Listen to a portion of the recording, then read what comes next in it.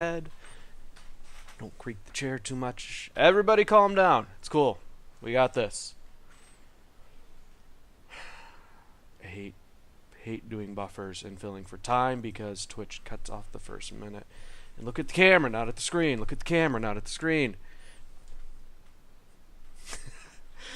This episode of the Unwashed Asses is brought to you as always by patreon.com/0 and 09.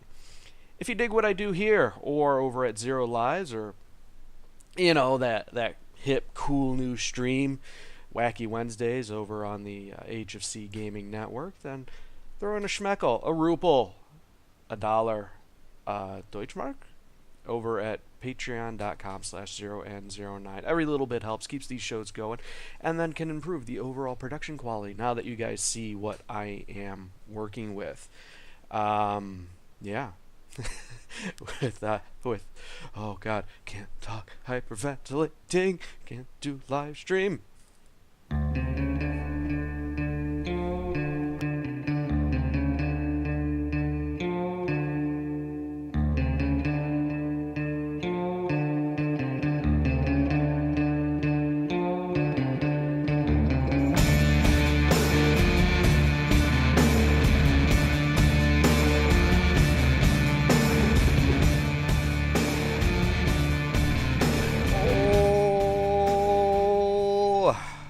Fuck me. This is gonna be bad, you guys. It's gonna be really bad.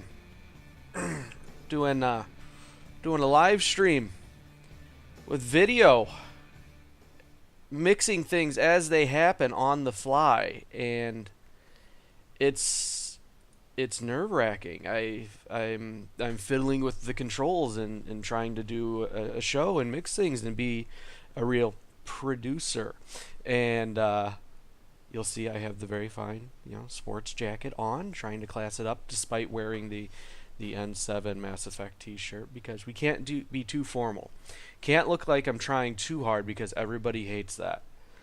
So this is, if you've been listening for a while, this is something I've been wanting to try out as far as let's go ahead and we'll stream the show. We'll do it live and have a video segment as well as the audio section. But there's always been this thing as far as me not dedicating enough time to figuring out the audio side of it. And, just more the technical side. So when I'm essentially shit's been broken.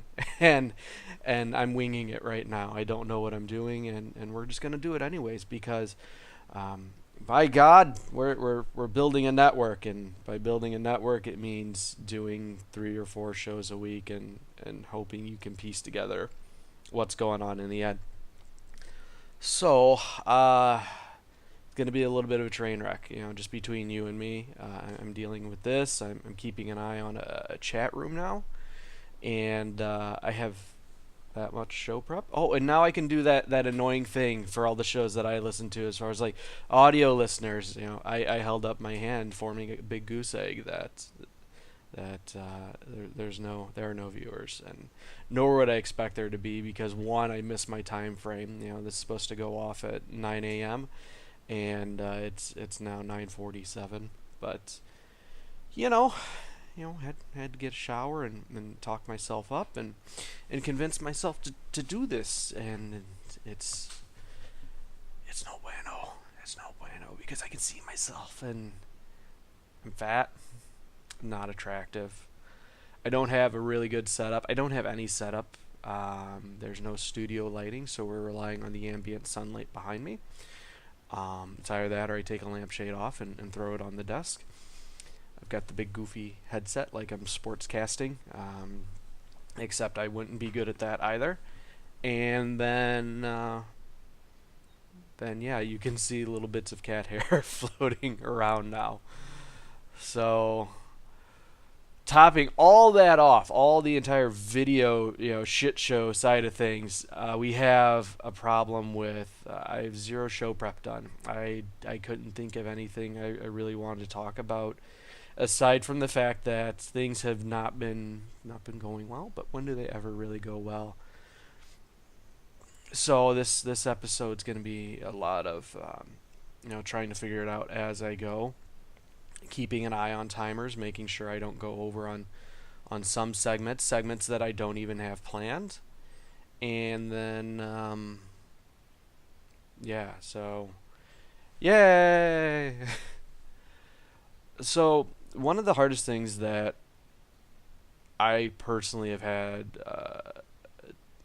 difficulty accepting it and coming to terms with is that you losing in general. So there is um, the belief that you can make every right decision possible in that time, in that moment. Of course, barring that you're not going to have any knowledge of how these decisions may or may not impact the future. And so you can only do what you can and hope that it pans out. So when you make those decisions, it's not always going to be for your benefit. And particularly we can talk about relationships in that you can do everything that you think is the right thing, for the benefit of your partner, for yourself, for the relationship, and it still doesn't work out. Um, it's happened several times in the past where I've sacrificed a great deal, and so is the other person.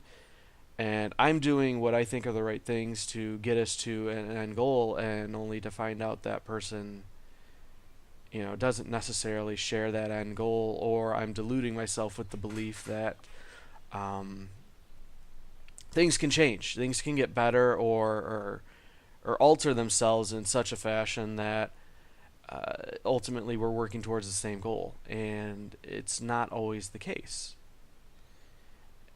And hey, Snit Game Ski, what's up? Just pouring my heart out, being a total piece of shit on the air. So when it comes to um, that, and hoping the other person's going to come around, you always have to keep in the back of your mind that they might not.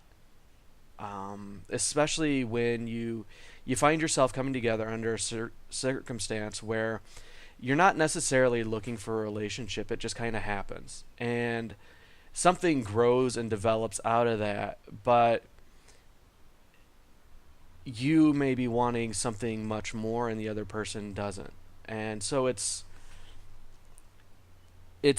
hard coming to terms with that. And ultimately you have to make a decision that, do I continue down this path as far as I can keep investing time and effort and emotion into this relationship that might not pay off. But you always have that hope in the back of your head that this person may come around, that by you being good enough and being strong enough and making those right decisions, that eventually they'll come around and see that, oh, okay, it's not that they've been on a wrong path necessarily, but they've come back around. And that was always a guiding philosophy I had in any relationship, was that as long as one person is working towards that same objective, like person A could be off out of orbit. For whatever reason, I visualize it as two capsules orbiting the Earth, and as long as one capsule stays on course, the other one can always guide itself back to that capsule, and they'll complete the mission, so to speak. And so, capsule A can go off, come back into orbit. Capsule B can then go off, come back into orbit, and everybody, at the end, they cross the finish line together. But what happens sometimes is capsule B decides Earth isn't for them, and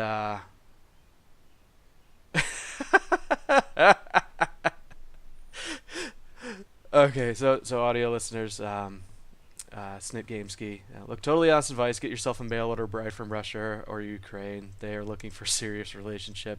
Their mentality is family. They just have a lack of men who are men. And that might be a route I need to consider looking into. Meine Deutsch ist stark. I don't know what the demand is for Germanic women trying to get into the USA. There's also the whole, are there taxes on that import? Because I know when I've traveled abroad before, I have to make a declaration of what I'm bringing into the country, and are there charges for that woman? Am I paying extra taxes? Is it like buying another human being in a fairly um, semi-legit way, or are you talking like black market? I'm gonna go ahead and just buy a woman because I don't know that's gonna work, man. I live kind of in the middle of nowhere with a whole lot going on, and going into that whole family mentality. I've already got the one kid. Not keen on raising a whole circus troupe of folks. Although that would be uh, interesting as far as um, I've not bought, entering into a relationship through financial obligation by getting them into the country and paying for families overseas and getting green cards, all that. And then we go on this. Uh, what was the family from Sound of Music where I don't want them to be singers per se, but you know the concept as far as I've got my own existing family. Something's happened to the mother. We're not going to get into that. Let me go ahead and bring this woman into the situation, and we're going to then farm out the children in a sense of um, we're going to make money off their blood, sweat, and teeth. Devon Traps, thank you. Thank you.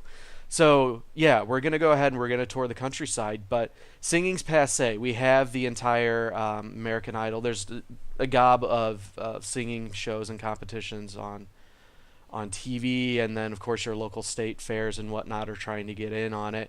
No, I want to bring back the old circus sideshow where I could duct tape cutlery onto my son's hands and make him silverware boy, or get a daughter who can juggle baby hamsters while simultaneously shooting like bouts of flame in between each of them, and the family dog walks around and does a hula hoop. And we could raise a very strong knit, well bonded family freak show communal, kind of like the Jackson Five. But ultimately, that's I don't know. That could be fun. No, no. See, that was the thing. As far as like becoming a foster parent, I can't do that. I found that I have nothing but utter contempt for other people's children.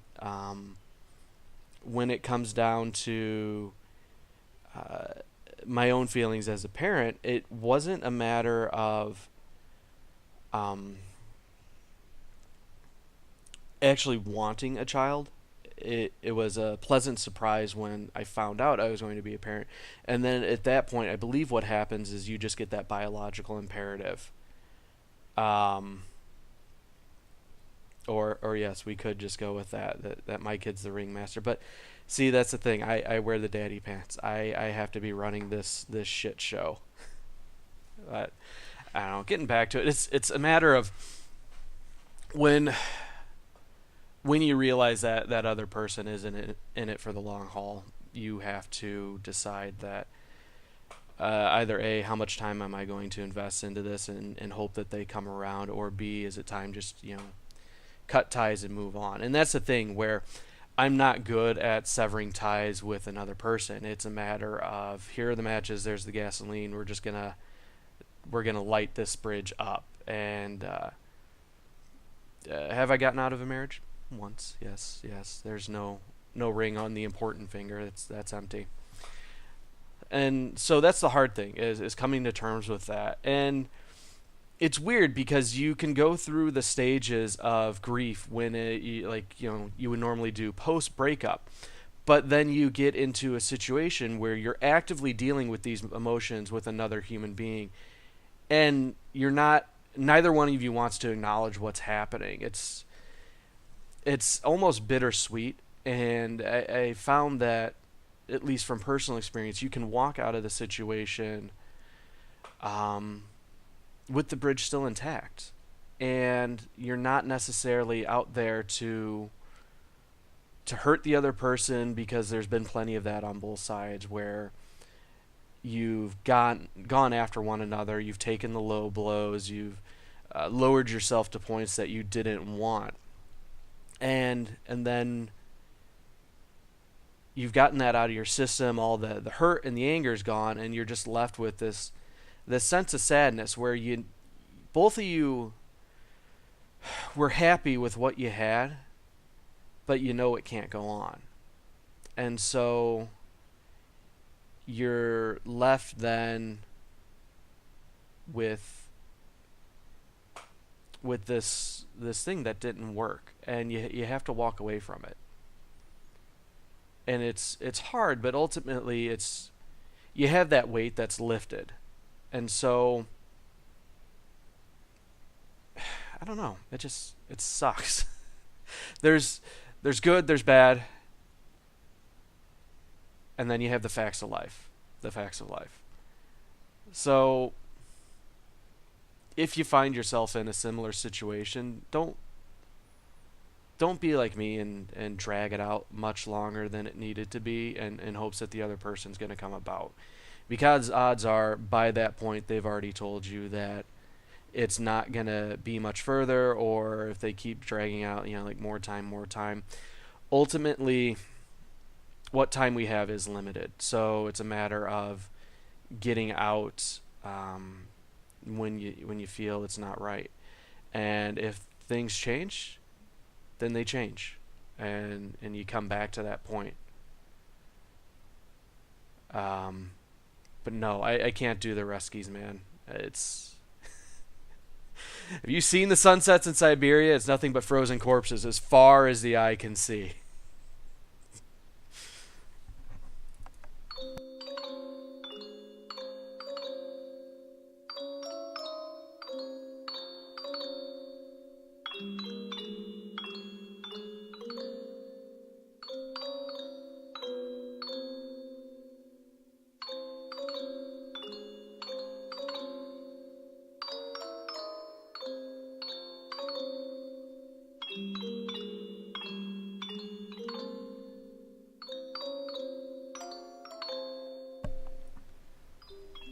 So live viewers, you now get to witness this shit show in person, whereas before we would just go ahead and record and say, "Oh well, we're good with it. Fuck it, I can fix that in an edit. No one's seeing this." Now I sit here awkwardly, sipping on my oversized mug out of the water that apparently needs to have a fucking filter change, because that was disgusting. And it's a little bit of humidity, dampness in the air, and I'm an asshole sitting here in my living room with a sports coat on. And so we need to figure out a second topic. We need to figure something out. Something I have also, like, this entire show, like, I've been thinking to myself, if you're ever going to go live, if you're going to do this with an active audience, have fucking show prep done, have it ready, and then make it positive. Don't be a negative Nancy, because you are an extremely dour motherfucker, and not everybody wants to listen to your sad sack bitch for an hour straight, especially if it's across 3 diverse topics, the way your mind likes to ramble. So positive news, positive news.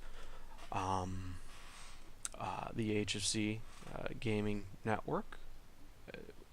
We've got to come up with a better name, because we're Horror of Casitas.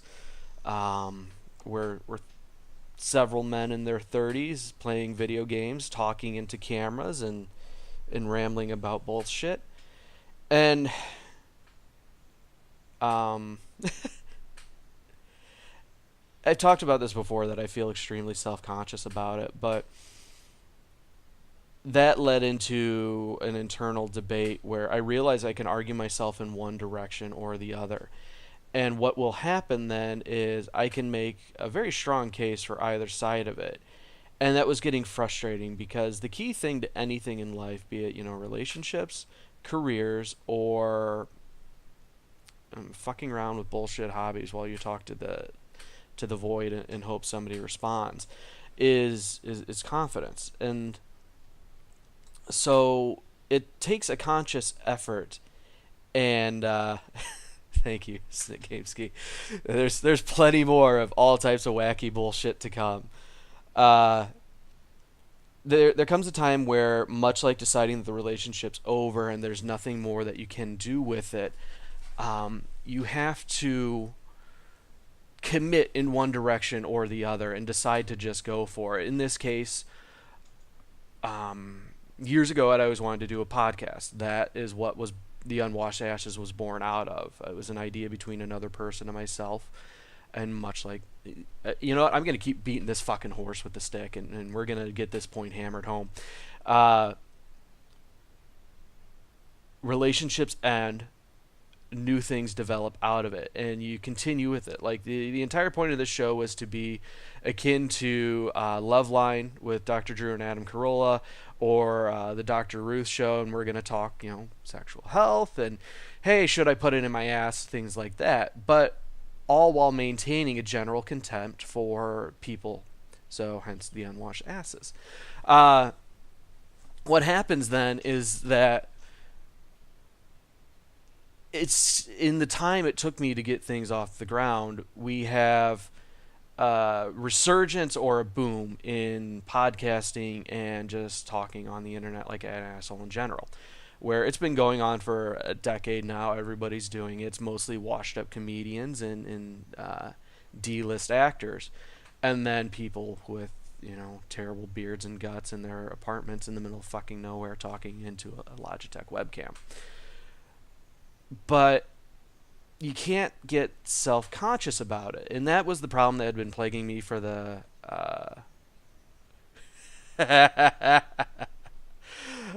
oh, yes. The best thing is, if you get nailed by a guy named Rusty, get yourself a tetanus shot.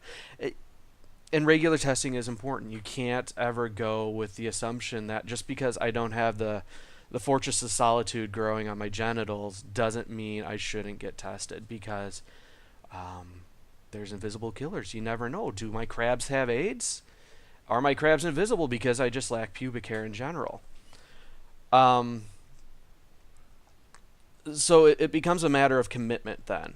Do I continue down this path and then throw everything I have into it? Or do I waffle back and forth like a little bitch and not really accomplish anything? And so that's kind of what this network is going to be. Yes, let's get that going there with hashtag invisible crab problems. Spread the news, everybody.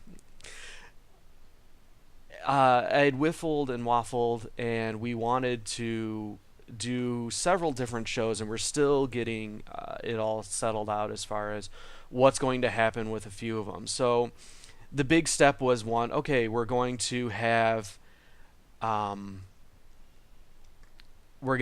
show lineup. So as you're watching, the Unwashed Asses live now on twitch.tv/HFC Gaming, you can see we have a full roster of shows where, Monday, Zero Lives is going. Tuesday, we have Lunacraft. Wednesday is the tricky show now because Sapper was supposed to be doing something. We never really came up with a concrete plan of what.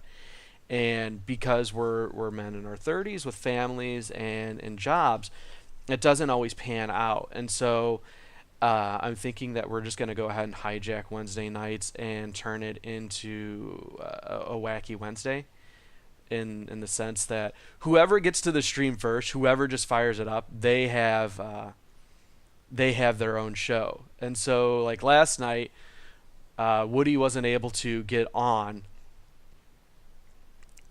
So you know exactly what I'm talking about, GameSki.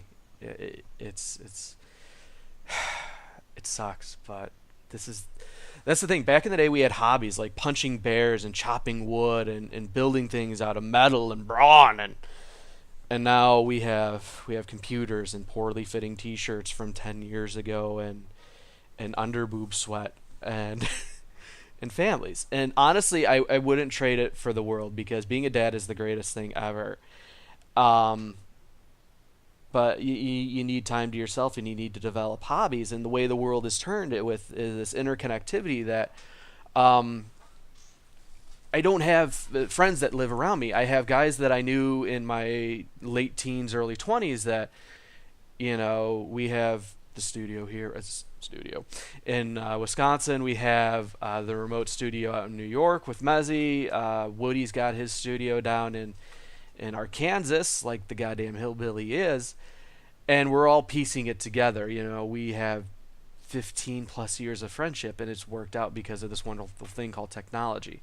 And so in the past, where we had what I grew up on with was the morning talk shows and the morning zoo where they're playing all types of sound effects. I can do that now. I can sit in my fucking living room and put out a show, and we can get together on Friday nights and play video games together, much like we used to when we were, 17, bringing computers over to one another's houses for a LAN party. And there's no reason that I should feel any shame in that. We have the ability to stay in touch with Twitter, with the Facebook, and that's a part of getting old, is that we have to start throwing the in front of things. Like I use the Google to get to the Yahoo to look up my friend on the Facebook, and it is just that it's a different vibe, and it's being torn between the old mentality that we have to stay in touch physically. We have to sit around and smoke cigars and drink our cognac and get along and watch the kids play together. But because of how humanity has moved, we don't always have that. We're across the country. We only get together when it's an important event like a wedding or a death, or somebody just happens to be back in town visiting family. And and so we cultivate these new hobbies and things around the shared interests that we once had. And that's kind of what HFC has become. It started out over 10 years ago where we're playing Warcraft together and we need a guild. And I had been completely enthralled with Pirates of the Caribbean, as was everybody. Um, and we stuck with it. We would shift games together, be it Neverwinter Nights or City of Heroes, and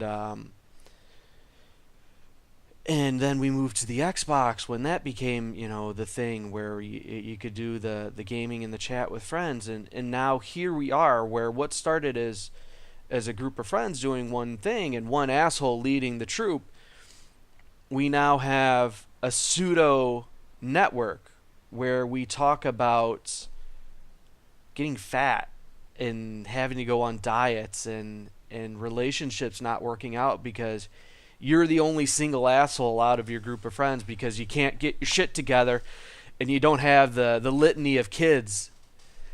Yep, there's always that one asshole in the group, and I'm that asshole. That's why I run this show. That's why I look at me. I'm the captain now. I'm running the network as far as we're going to.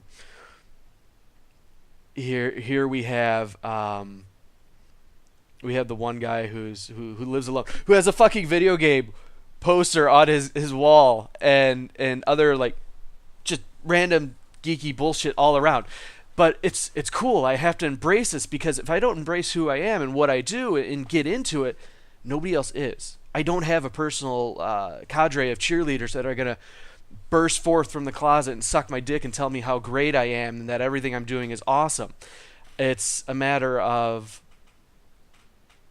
getting out there and doing it myself. And so if somebody doesn't want to do the show, then fuck yes, I'm going to hijack the channel. I'm going to take over the stream and I'm going to fucking suck ass at Overwatch for an hour straight. And yes, the dynamic has changed where geeks and nerds are in, and was this weird hipster vibe, like, oh, I was totally into He-Man and the Batman back in the day, and you guys are just now getting into it with DC ruining the cinematic universe while Marvel is just running away with it. But now that Marvel has had shit on lockdown for 10 years, then I digress. I digress. So, yeah, the HFC Gaming Network. We need a name. We were talking about that with trademarks this morning. As far as there was another channel, because the whole reason the H of C came about was somebody with HOC already had the name locked down on Twitch, and he had something like 13,000 viewers. And so, while we could go ahead and file trademark and then do an injunction and rob of his name, it's a dick move. And so I think the real plan then is to one, keep picking up my mug and not drinking from it. Two, build up a rival audience and then say fuck this guy. We're bigger, we're better now with the things we do. So with that came the gumption that I haven't quite figured out the technical side of things, but are you big? I'm gonna take a wild leap here. Are you a fan of the Diamond Club there, Snit Gameski?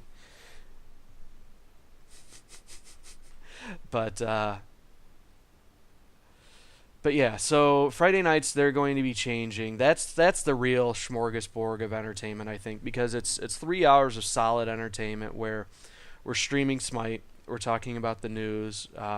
Okay, you're not. It's fine. It's fine.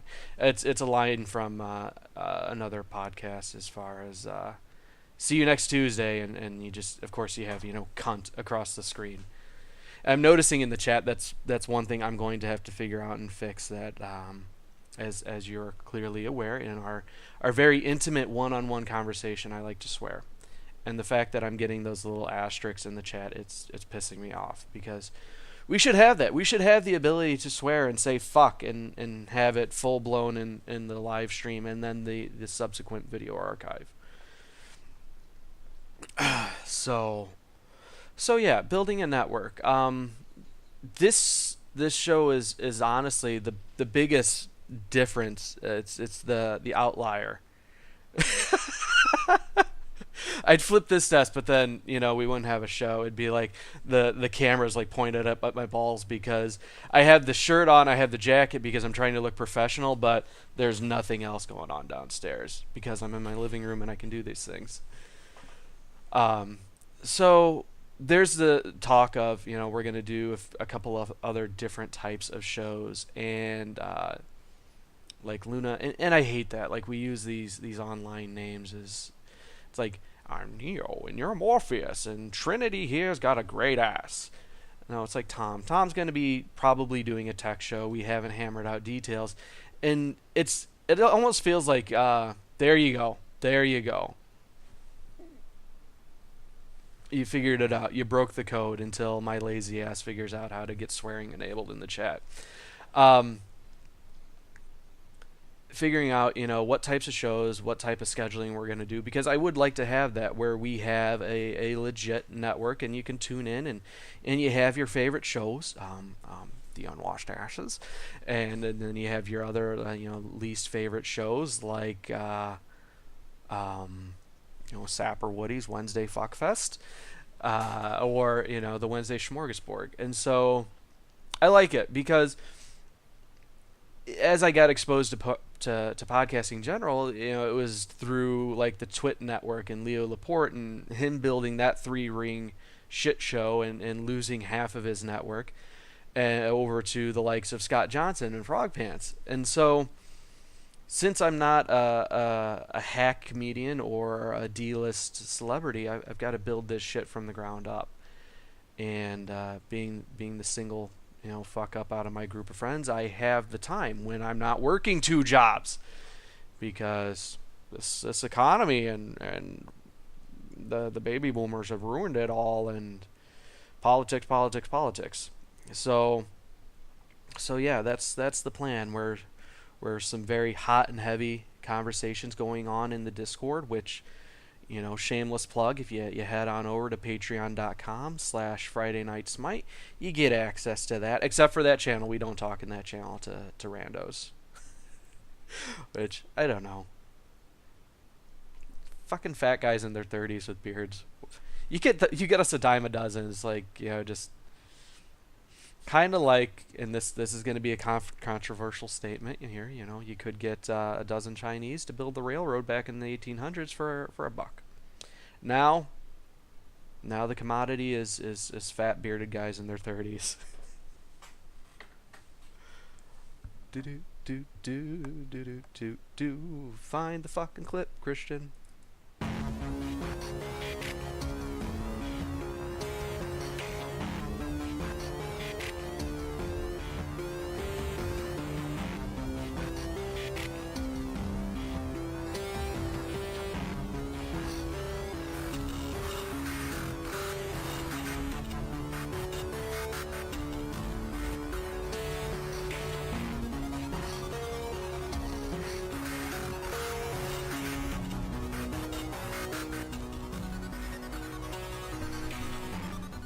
Okay, seriously, Snit Game Man, or Snit Game Ski, fuck you. That made me choke on my water.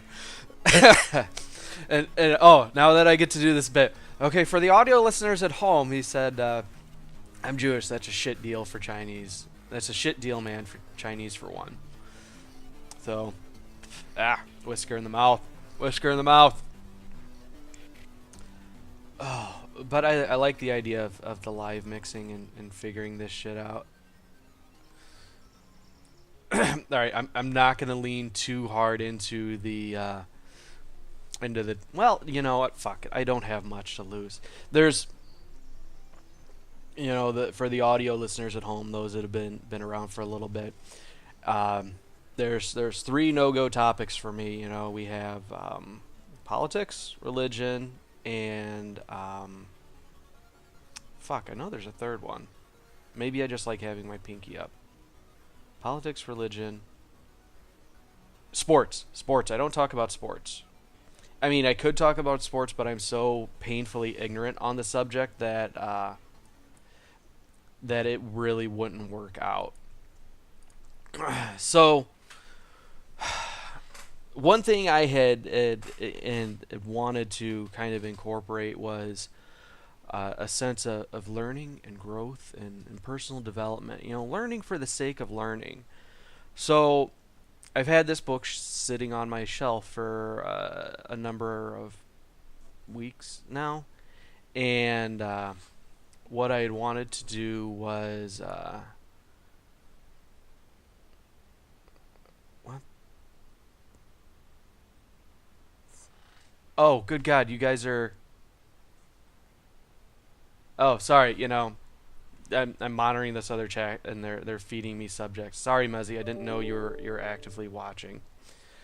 So we need to pick a subject here. Harambe, the evils of social media, PS4 versus Xbox One, best RPG, a new form of slavery created by the low minimum wage, Pluto, the satellite we have at Saturn, colonization of Mars, artificial intelligence passing some new human test. Okay, we can do the last one. So, if you know me, you know my general contempt for humanity as a whole, and that we are overpopulated. We need to die off, kind of in a grand scheme of things. Thank you, Mezzy, for bailing my ass out here. So there was a piece I had written a while ago in the vein that if we have a tragic accident, say a mother dies during childbirth, or they have to sex bots are the future, but that's not where I'm going with this. Where I'm going with this is a more horrific construct. We have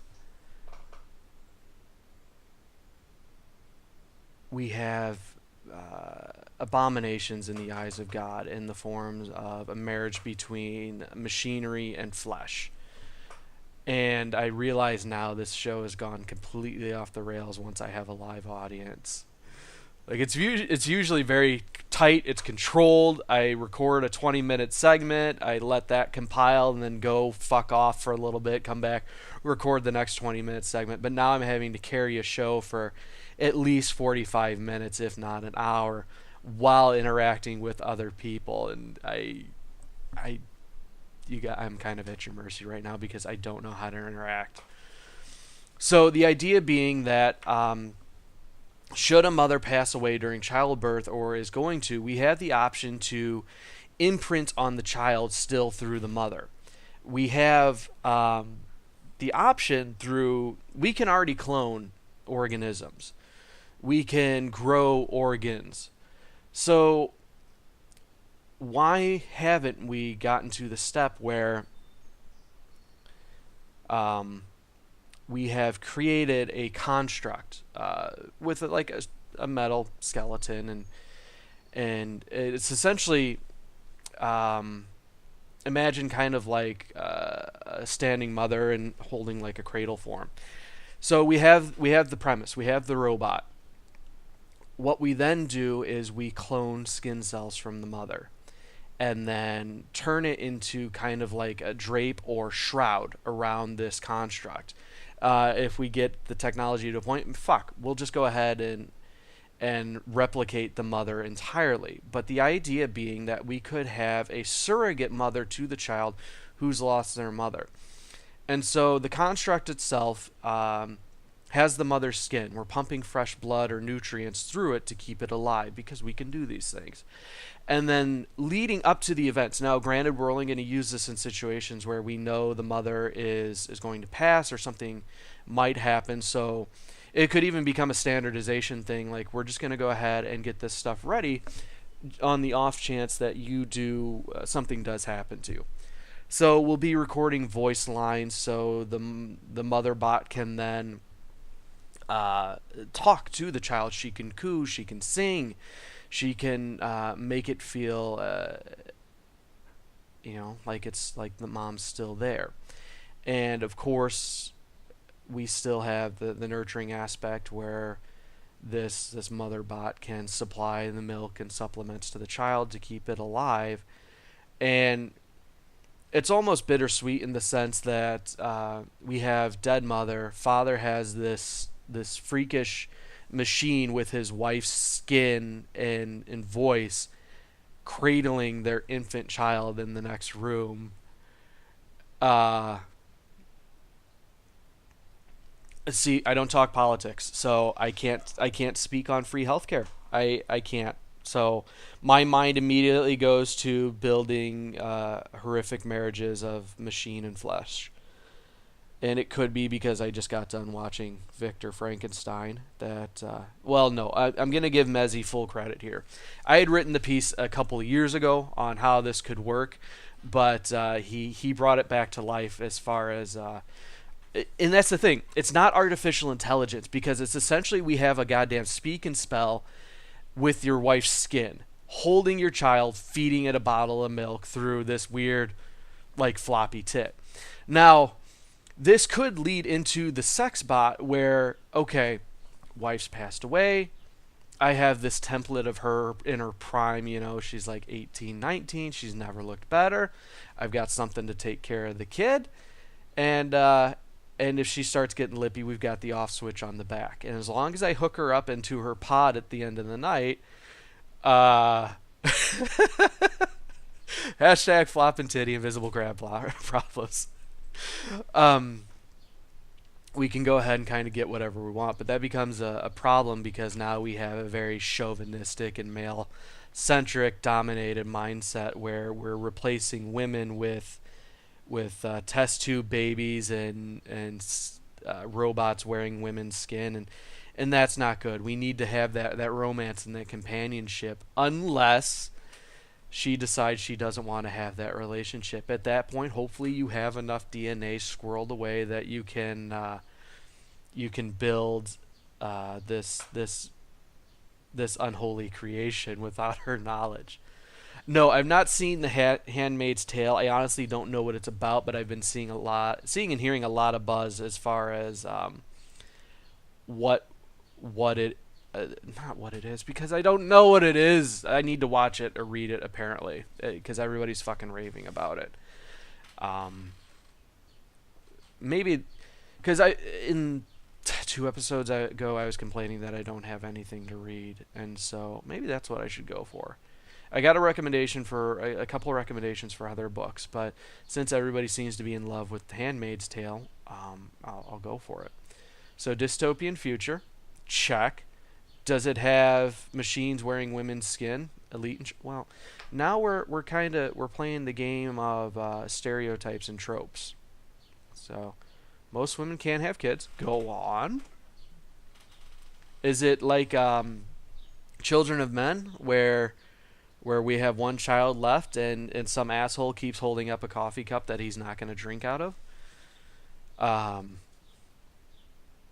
Sorry, this is terrible entertainment. I'm just waiting for Snit Gameski to fill in the details as far as what I'm missing. So most women can't have kids. I suppose I could quit being lazy and just Google this, but eh. All right. So fall back into a Christian-like society. No, they've done it. You know what? Fuck it. We're gonna break tradition and we're gonna be totally unprofessional and we're gonna watch as Google Chrome hogs up all the bandwidth. What do we got? What do we got? What do we got? Handmaid's Tale. Handmaiden's Tale. Oh, Handmaid's Tale. Like they say it, and well, she's in a goddamn grocery store.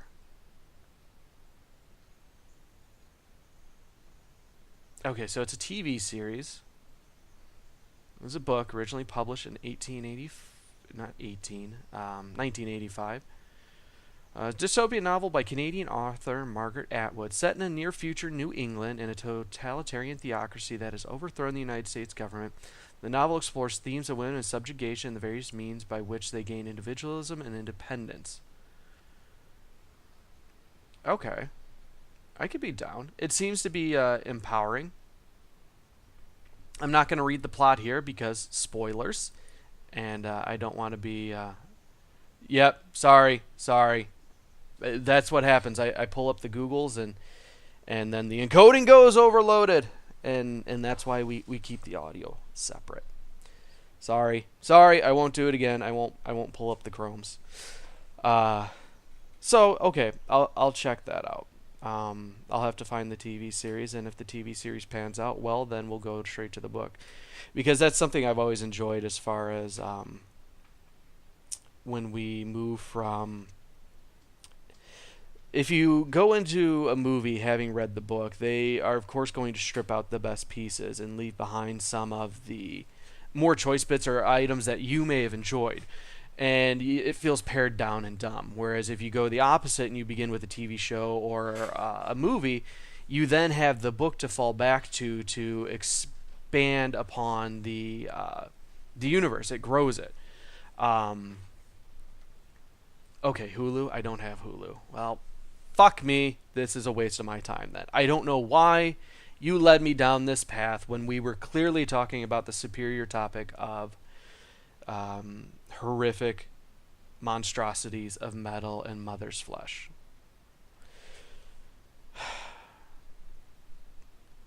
I can't I can't do this. I can't let you guys take control because I'm an asshole who has to stay on top of these things. So I'm not talking about Harambe, man. I don't do politics. I don't have enough Pepsi to sate the thirst of the Harambe Inferno. Is it Slate? No, it's... I don't know. I'm sweating. I'm tired. I have 5 other shows I have to get uploaded today. But I've had a lot of fun. So... I don't know. I mean, I guess we could do the same with the father, and we could create a construct where he teaches. The thing with the father, though, is it would almost have to be more complex because we take on different roles. Whereas the mother is the nurturer and the provider, the father teaches things like catch and shaving and well, I don't know. I'd like to see it to the point where we have these constructs for the test tube babies, like a matrix scenario where when they're ready to be unplugged, we have to have this mother and father that are there to take care of the child. Like, say the matrix doesn't take for the baby itself and we have to pull them out for whatever reason. We're just going to go down this road. And they're kind of like a marionette.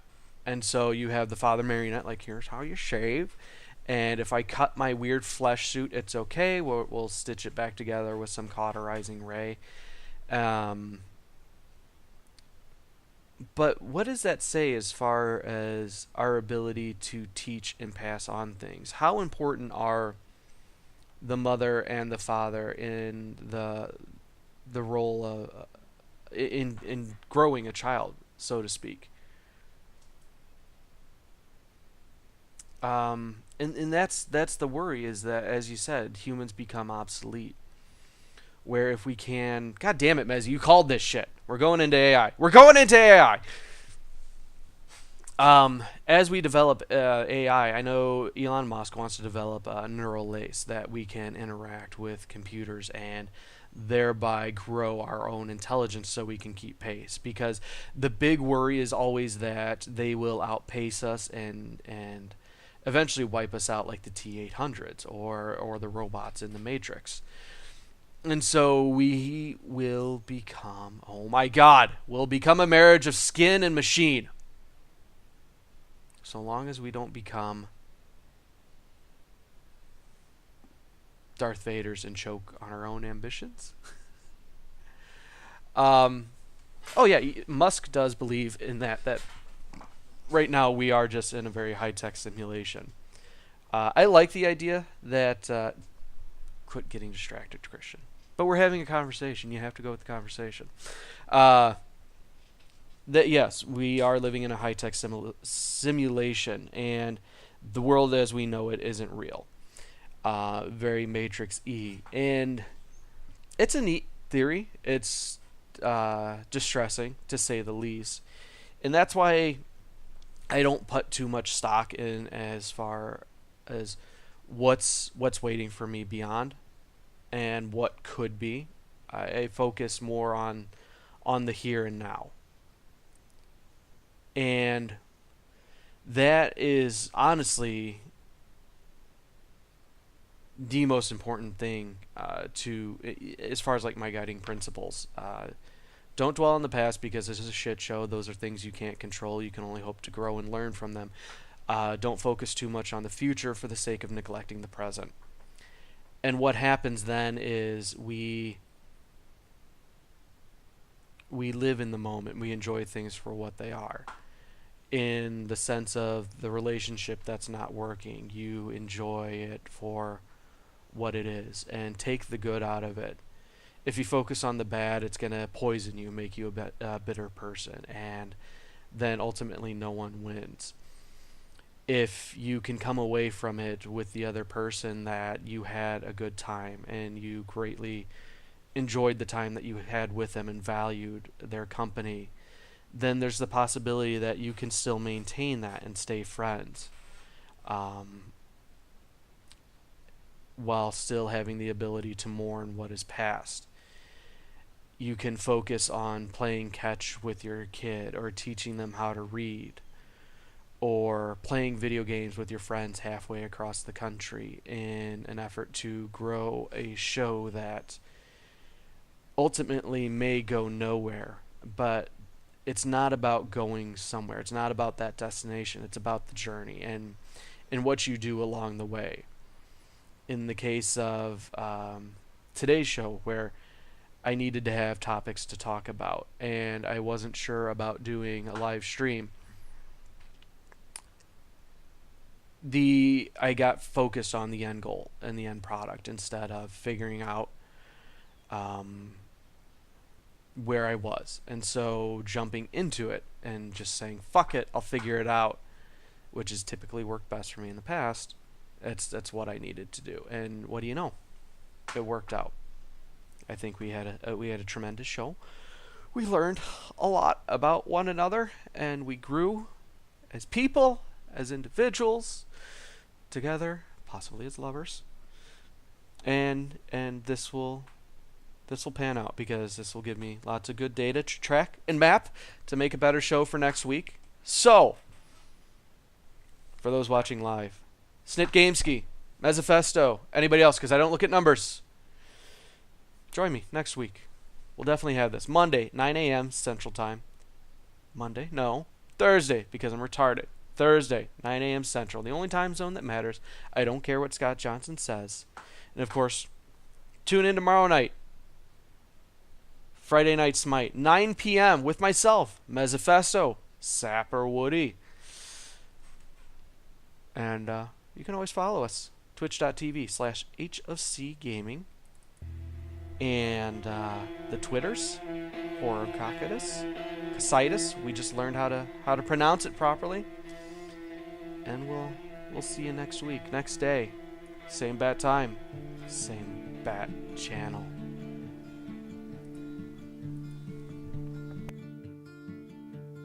I can feel the end, it's drawing near.